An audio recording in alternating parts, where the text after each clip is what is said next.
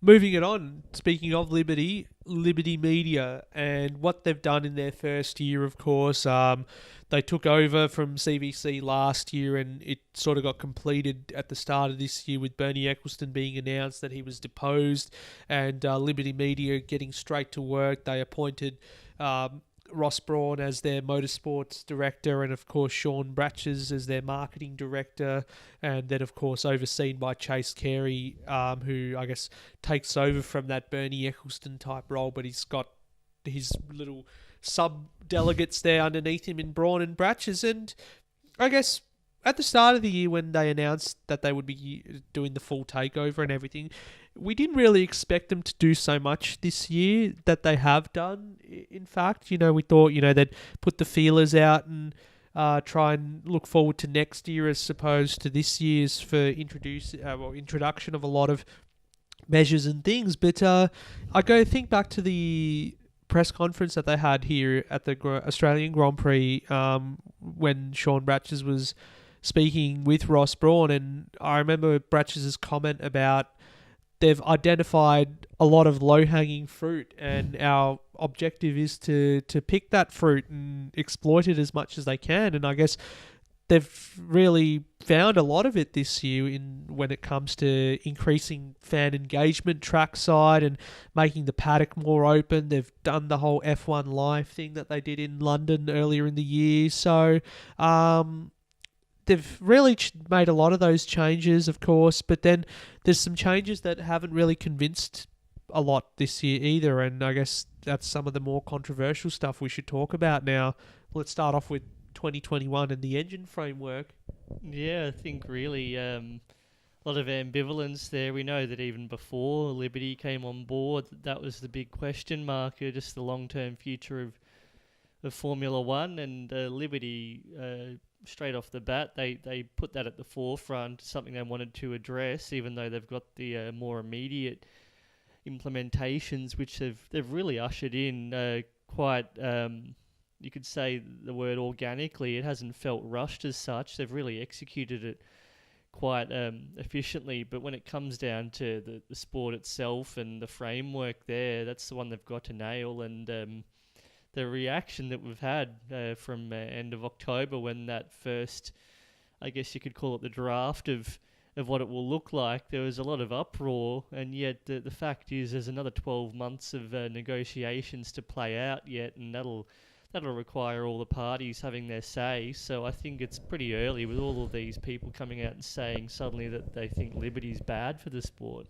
Well, it's not only that, the fact that we've had this new logo released as well before the end of the year itself at the conclusion of the Abu Dhabi Grand Prix. This new logo, it's still polarizing people as we speak today. And Sean Bratches pointed out too recently that perhaps the criticism is good for them. They don't really care about it as far as they're not going to make changes as such, but, we've had this logo for F1, and this is not me defending it in any sort of way, but we've had this logo now for 25 years in F1. The fact that, it's been changed is, of course, it's going to ruffle feathers because there was nothing wrong with it in the first place, but I guess for the direction in which the sport is going in, which it's going in from a commercial side of things, I guess you can understand the change from that perspective, and the fact that they've justified it by saying, it's a lot more marketable, it can be utilised a lot more as far as broadcasting is concerned, merchandising and all that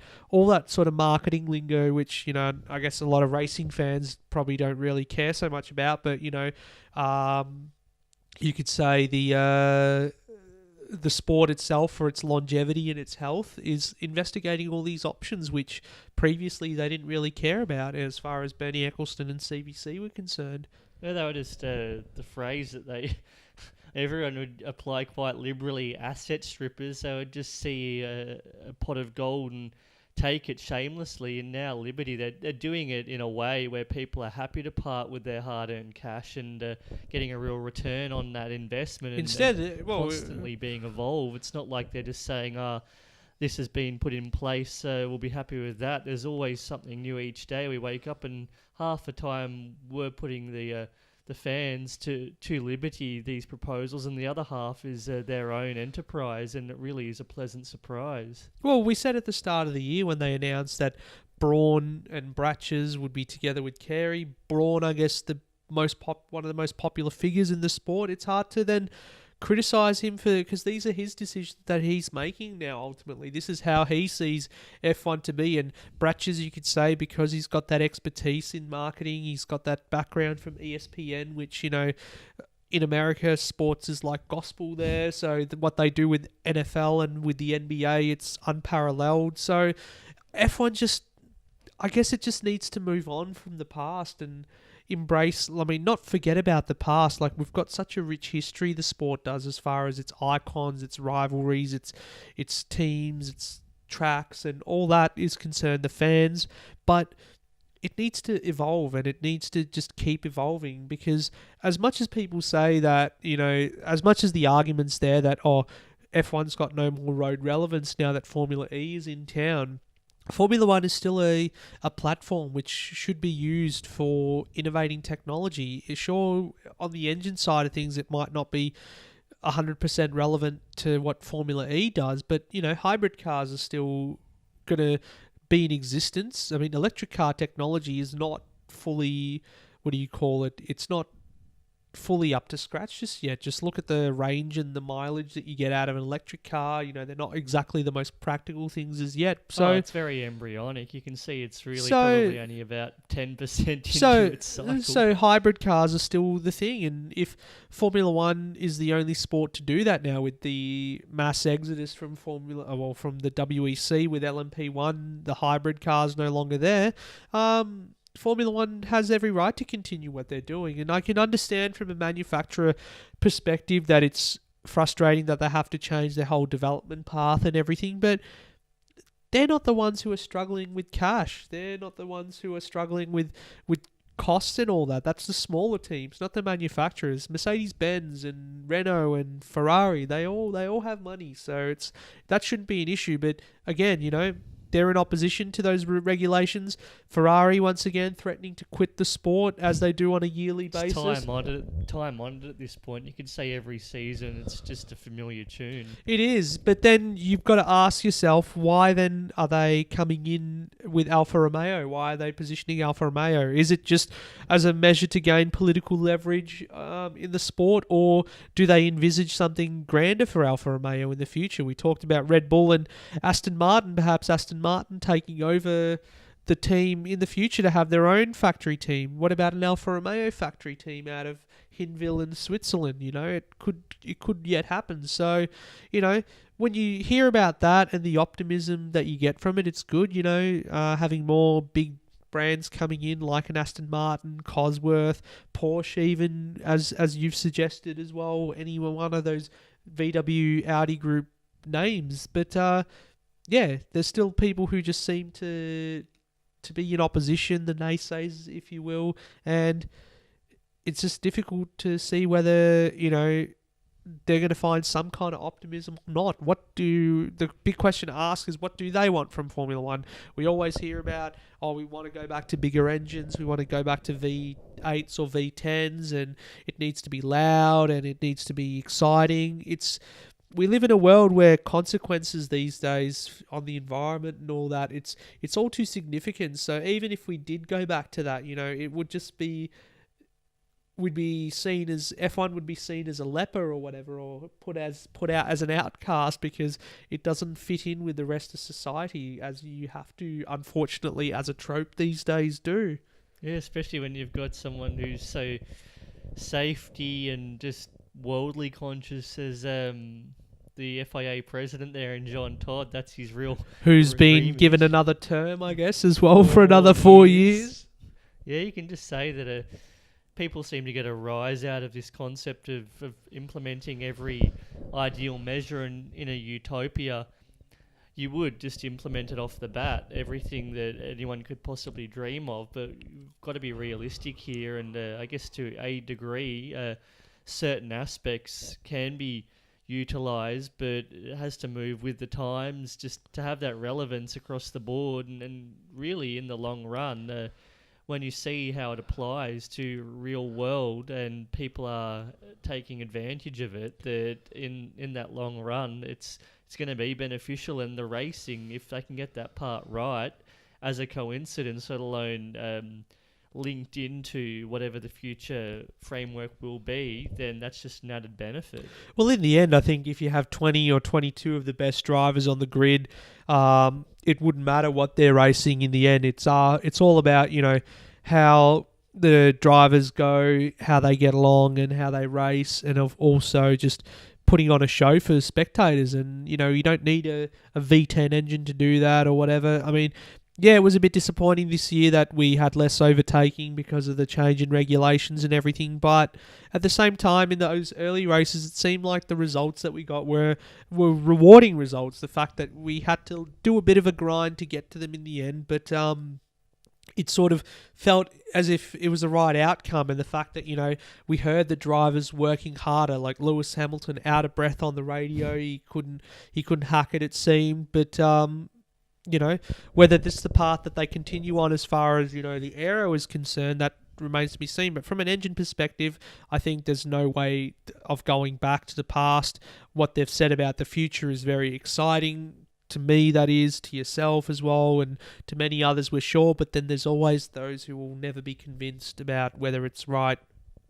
Yeah, just when you go back to previous generations and the evolution we've seen from the 60s through to the 80s and the 90s, and it's almost archaic that the pre-center at Imola to post, just that fundamental shift, and that was eventually embraced, and people don't know any difference, so there's no reason why the next iteration can't be as well received. It's a matter of time, just like the logo that's come in, it's polarizing, but people will learn to like it and then eventually love it. Well, while we're speaking of that, I guess there's one more thing that we wanted to talk about, and that, of course, is to do with safety. And next year marks the year that the halo comes in, the head protection for F1 as well. And I know we're sort of laughing about it now, and of course of all the controversy and criticism it's copped, but come next year, in a few months' time, when we hit the track for pre-season, it'll be here. It'll be on the cars.